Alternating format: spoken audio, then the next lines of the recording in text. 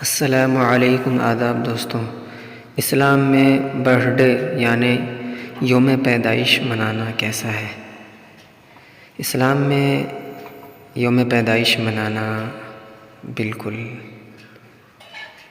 میں یہ تو نہیں کہوں گا کہ بند کر دیجئے، ناجائز کاموں میں سے ہے اور یہ عیسائیوں کی مشابہت اختیار کرنا ہے۔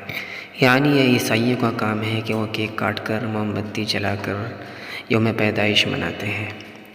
ہاں، البتہ میں یہ کہہ سکتا ہوں کہ اس کو ہم بطور ثواب کے طور پر یا اچھی طرح اللہ کا شکر ادا کر کے کہ اللہ تعالیٰ نے خیر و عافیت کے ساتھ ہمارا یہ جو سال ہے مکمل کر دیا ہے، اور اللہ تعالیٰ نے بہترین طریقے سے ہماری حفاظت کی ہے، ہماری مدد کی ہے اور اچھی زندگی ہمیں عطا کی ہے، تو اس طرح سے ہم اسے سیلیبریٹ کر سکتے ہیں برتھ ڈے کو، یا ہم اس پر کوئی دینی محفل کا انعقاد کر سکتے ہیں، یا مہمانوں کی دعوت کر سکتے ہیں اور دعا وغیرہ کرا سکتے ہیں، نیک کام کر سکتے ہیں۔